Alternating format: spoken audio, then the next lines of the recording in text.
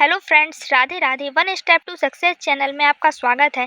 आज हम 6th class की ज्योग्राफी का सेकंड चैप्टर देखेंगे, ग्लोब, अक्षांश व देशांतर। ग्लोब क्या होते हैं? ग्लोब हमारी पृथ्वी का एक छोटा मॉडल है। ग्लोब को दो पिवट के बीच लगा दिया जाता है ताकि यह एक अक्ष के चारों ओर घूम सके। ग्लोब अलग अलग आकार के आते हैं। धरती के बारे में अध्ययन करने में ग्लोब से बहुत मदद मिलती है। ग्लोब पर देशों, महाद्वीपों, महासागरों को उनके सही आकार में दिखाया जाता है। हमारी पृथ्वी के छोटे से स्ट्रक्चर के माध्यम से समझते हैं। ये हमारी पृथ्वी का उत्तरी गोलार्ध माना जाता है तथा ये दक्षिणी गोलार्ध माना जाता है। इसके मध्य से 0 डिग्री अक्षांश पर विषुवत रेखा गुजरती है जो पृथ्वी को दो बराबर भागों में बांटती है। विषुवत रेखा व कर्क रेखा के मध्य का भाग उष्णकटिबंध में स्थित है। वहीं कर्क रेखा व आर्कटिक रेखा के मध्य का भाग शीतोष्णकटिबंधीय कहलाता है और आर्कटिक रेखा का जो भाग है वह शीतकटिबंध में स्थित है। मकर रेखा व अंटार्कटिक रेखा के मध्य का भाग शीतोष्णकटिबंध है और अंटार्कटिक रेखा का भाग शीतकटिबंध में स्थित है। कर्क रेखा 23.5 डिग्री उत्तरी अक्षांश में स्थित है, वहीं मकर रेखा 23.5 डिग्री दक्षिणी अक्षांश में स्थित है। उत्तरी अक्षांश में अक्षांश रेखाओं की 90 लाइन पाई जाती हैं, वहीं दक्षिणी अक्षांश में अक्षांश रेखाओं की 90 लाइन पाई जाती हैं। विषुवत रेखा क्या है? पृथ्वी की सतह के बीच से एक काल्पनिक रेखा गुजरती है। इस रेखा को विषुवत रेखा कहते हैं। यह रेखा पृथ्वी को दो बराबर भागों में बांटती है। उत्तर वाले भाग को उत्तरी गोलार्ध तथा दक्षिण वाले भाग को दक्षिणी गोलार्ध कहते हैं। आगे देखते हैं,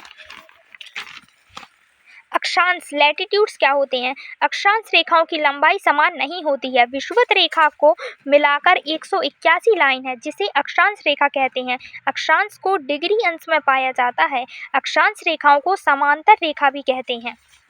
उत्तरी ध्रुव का अक्षांश 90 डिग्री उत्तरी होगा जबकि दक्षिणी ध्रुव का अक्षांश 90 डिग्री दक्षिण होगा।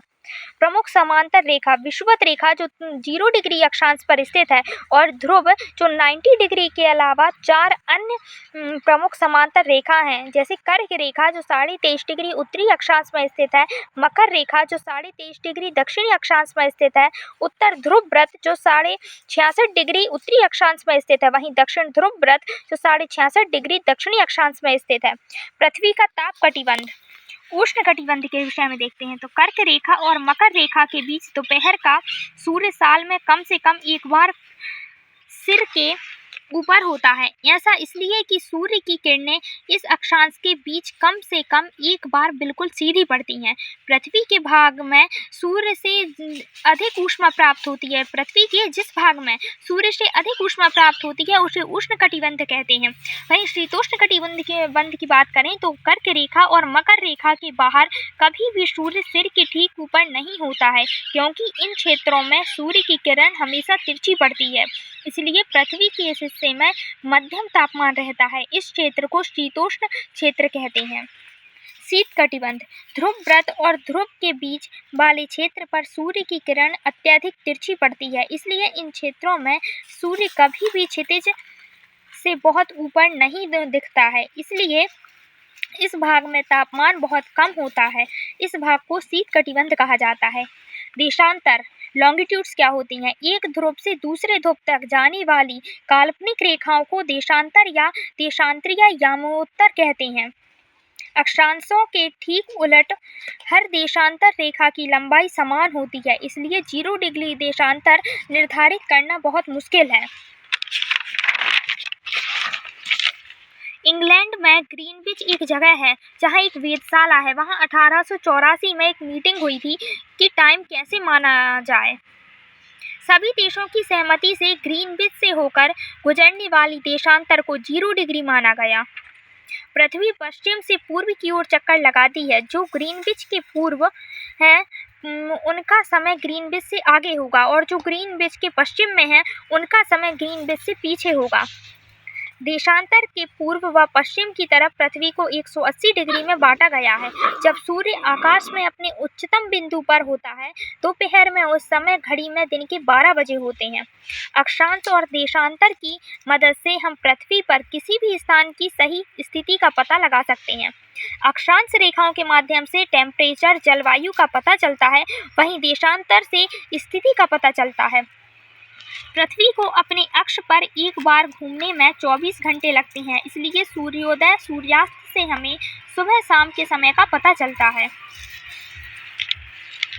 जब सूर्य हमारे सिर के ठीक ऊपर होता है तो इससे सबसे छोटी छाया बनती है।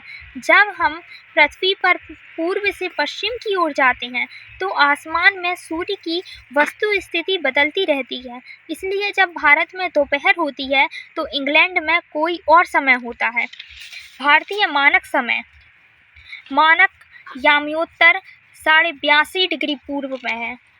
भारत एक विशाल देश है, इसका देशांतरीय प्रसार काफ़ी बड़ा है, इसलिए असम के डिब्रूगढ़ और गुजरात के द्वारका में होने वाले सूर्योदय के समय में 1 घंटा 45 मिनट का अंतर है। भारतीय मानक समय को 82.50 पूर्व के आधार पर रखा गया है। कुछ देश इतने बड़े हैं वहाँ एक टाइम जोन से काम नहीं चलता है, जैसे रूस में 11 समय क्षेत्र हैं, यूएसए में 9 टाइम जोन है।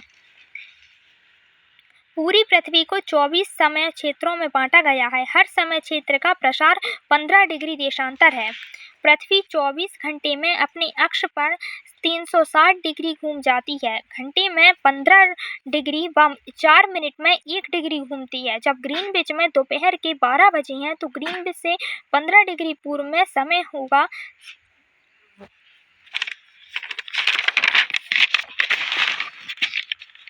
किसी स्थान का मानक समय निर्धारण करने का आधार प्रधान मध्याह्न रेखा होती है। अंतर्राष्ट्रीय तिथि रेखा खींची जाती है जो प्रशांत महासागर से होकर गुजरती है।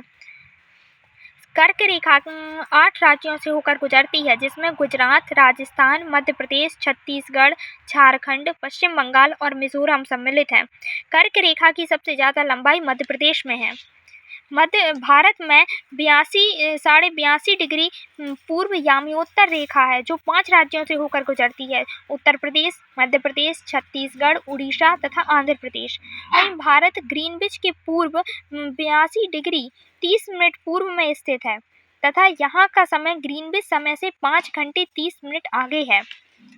रूस में 1 से अधिक टाइम जोन है, जिसकी संख्या 11 है। चैप्टर कंप्लीट हो गया है। एक बार और देखते हैं।